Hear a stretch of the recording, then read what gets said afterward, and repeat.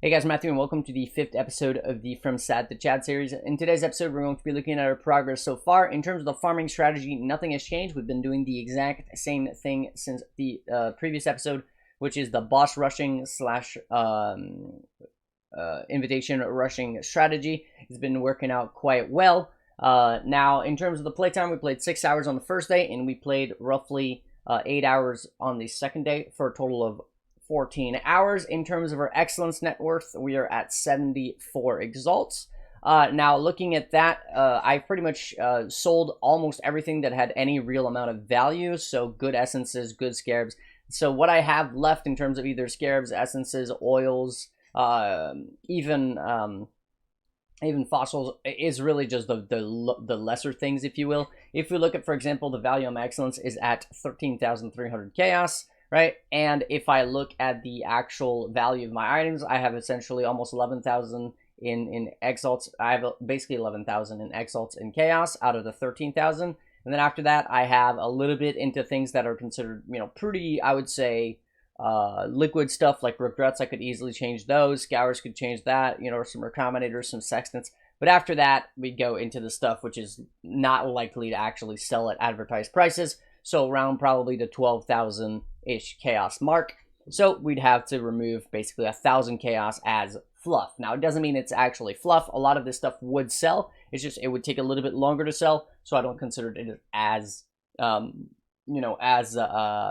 liquid, if you will, in terms of assets. So if we were to remove, say, 1,000 chaos, which is about 6 exalts, that puts us at around the 68 exalt mark. Now, one thing that is not accounted for is going to be our maps. So I have sold the Conquer maps, but I have yet to actually sell the Elder and Shaper Guardian maps. So I have 67 of those. So on average, those are about 15C each. So that's quite a few exalts just kind of sitting there idling. But we're going to be taking care of that today. As today, we are going to be finishing up the actual the maps that I have previously bought. So I've got 118 to run.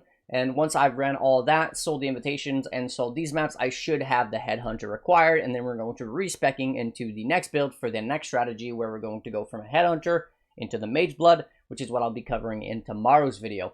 Of course, that strategy is going to be, I think I'm estimating somewhere around the 10x per hour, which is pretty good for again, it's going to be very low investment, but I'm not going to get ahead of myself. Now, what I want to talk about in this video is essentially a question that I get all the time is how to actually sell stuff, right? I get this question so often. It's like, oh yeah, your excellence says that you have X amount of currency, but do you actually have X amount? Like, could you go out and buy, say, a Headhunter because your excellence says that you have 100X? Not necessarily, right? You need to have the actual pure currency in order to buy whatever it is that you want to buy. And a lot of people tend to believe, or it seems like they think, that it's impossible to sell stuff. It's just, I don't know how they're struggling so much with selling items, be it either bulk things like essences or fossils or scarabs, or be it even rare items.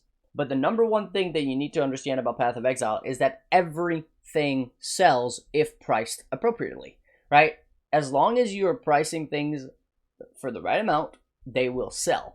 And that is a skill in and of itself, like actually learning how to properly price items, especially when it comes to rare items and whatnot, because it's pretty easy to price uniques or things in bulk. But when it comes to rare items, knowing or understanding the value of a given item based on the meta, based on the demand, based on all those things, of course, the crafting cost of it, there's a lot of things that goes into it, but it's something that you can learn over time. Now, I'll link a video in the down description, which is one of my own, on how to go about pricing items.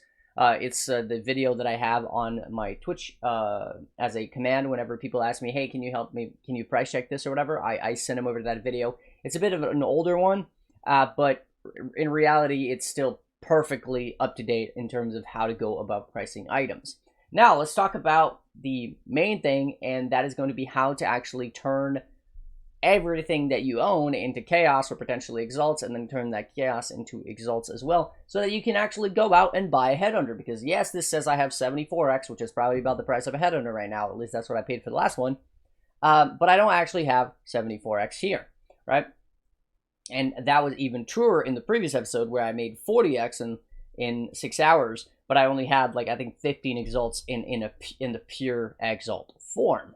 So I'm actually not going to be spending too much time talking about that because my good friend Firegrass made an exceptional video about this exact topic, known titled "How to Liquidate Extremely Efficiently and How to Get Back to Playing Path of Exile 3.18."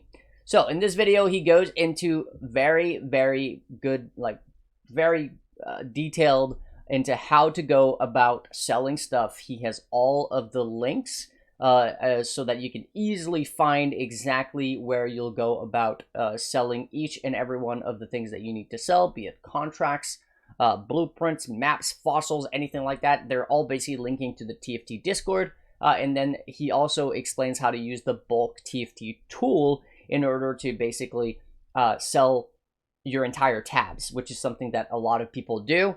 So if you head over to the Discord over here on TFT, you'll see that, for example, under the bulk, let's see, the Sentinel softcore bulk want to sell, no matter what you look at, be it like catalyst, be it like breaches, currency, delirium orbs, right? The TFT Discord has its own tool in terms of how to sell items, and what it does is it looks at the API, and then it looks at all of those things that you have based on what you chose in your listing, and then it's going to tell you basically a percentage of the PoE Ninja prices, and it's going to take all of everything that you have and multiply it by that percentage. So in this instance, for example, if we look at this guy, he's got all of these different delirium orbs, and the tool is going to fetch the prices of each and every one of those from PoE Ninja, and then it's going to multiply by 1.5 because he's using 150% of Ninja prices, and then it's going to basically spit out the value. So the Ninja price is 4.6 exalts if you were to sell it at PoE Ninja prices, but since he's charging an upscale of 50% for the bulking of these orbs, he is going to be selling this entire tab for 6.91 exalts, and anyone who's interested is going to go ahead and message these guys. And if you see, like, a lot of them are selling, and they're selling pretty much instantly for upwards of 150% of the actual PoE Ninja prices. And this is the same for a lot of different things. Now, depending on what you're selling, for example, essences, typically you'll want to sell under the PoE Ninja prices because it's a commodity which is already overpriced by PoE Ninja, because PoE Ninja doesn't really work in like 0.1 chaos, 0.2 chaos, 0.5. It's just going to round up everything at 1 chaos, but that's a bit of a problem because no one's really going to buy your screaming essences for a chaos. So you're going to have to sell them, in some cases under market value. But it really kind of is up to you. A lot of people are selling them at 100%, but you also see people selling it at, for example, 90% in order to sell them a little bit faster. It also depends on how good the essences that you're selling are, what tier they are. For example, selling Deafening is going to be a lot easier at, say, 100% of the market value, because PoE Ninja is actually going to have pretty accurate pricing on Deafening essences, but it's going to have very non-accurate pricing on, say, Screaming essences. So essentially, that's what the bulk tool does. But I don't want to take any more of your time. I'll be linking Firegrass's video. It's an amazing video. Highly recommend getting used to this process that he has, because it's very good.